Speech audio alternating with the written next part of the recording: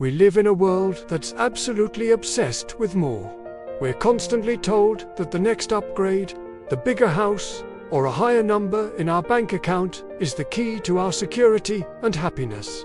But have you ever stopped to notice the quiet tragedy of things? Think about the most expensive item you bought 10 years ago. Where is it now? It's probably obsolete, gathering dust in a garage, or maybe even in a landfill. There is this profound restlessness in the human heart that tries to fix an eternal hunger with temporary things. 2,000 years ago, sitting on a grassy hillside, a carpenter turned teacher named Jesus spoke a sentence that challenges the very foundation of how we live. He said, "Do not store up for yourselves treasures on earth, where moths and vermin destroy, and where thieves break in and steal." Today, we're going to dive deep into Matthew 6:19. And trust me, this isn't just about money. It's about where you've anchored your soul. Jesus used 3 powerful metaphors that his audience understood intimately. Let's break them down for our modern world.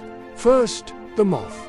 In the ancient world, fine clothing made of wool and silk was a primary form of wealth. It was a status symbol, but a tiny, silent insect could fly into a closet and turn a king's robe into a rag overnight. The lesson here is that even our softest and most prized luxuries are incredibly fragile.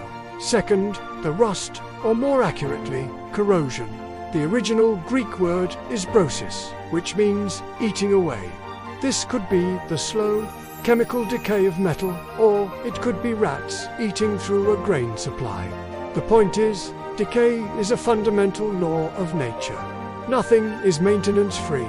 Everything we own is in a constant state of decline. Third, the thief. This is the most sudden of all. You can try to protect your home from moths and rust, but a thief can bypass all your hard work and security in a single moment. The lesson? In this world, total security is an illusion. Let's translate this to today. Your stocks can crash, that's the rust. Your cutting-edge technology becomes obsolete in a year, that's the moth. Your identity can be hacked, and your savings wiped out, that's the thief. Jesus isn't being a killjoy here. He's being a realist. He's pointing out a truth we often try to ignore. So why do we do it? Why do we spend our best years storing up? Psychologists have a term for it: the hedonic treadmill. We run and run to get to a certain level of comfort. But once we arrive, we get used to it almost instantly.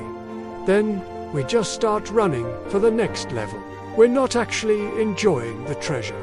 We become slaves to protecting the treasure. When Jesus says, "Do not store up," he's also warning us about anxiety. When your treasure is on earth, your peace of mind is completely at the mercy of the economy, the weather, and the intentions of other people. You don't own your stuff eventually, your stuff owns you. He's asking us a fundamental question. Is your life defined by what you have, or by who you are? So what's the alternative? Is Jesus saying we should all be broke? Not at all. If you read the very next verse, he gives us the solution. Store up for yourselves treasures in heaven.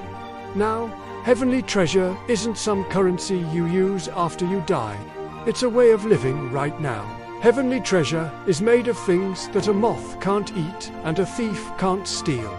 It is character things like patience, kindness, integrity. These can't be devalued.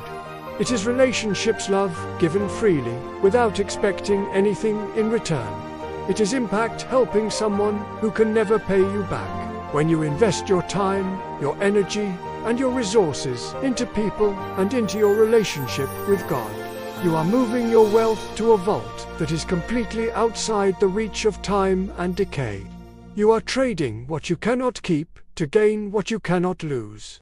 As we close, I want you to just take a look at your hands. Everything you're currently holding on to so tightly, your career, your house, your reputation, one day, those hands will have to let go. The wisdom of Matthew 6:19 isn't about deprivation. It's about liberation. It is an invitation to stop worrying about things that are rotting away and start investing in things that are eternal. Tonight, ask yourself this simple question. If everything I owned was taken away tomorrow, what would I have left? If the answer is nothing, then maybe it's time to start storing up a different kind of treasure. Build a life that rust cannot touch. If this message inspired you, please like, share, and subscribe for more. See you in the next video.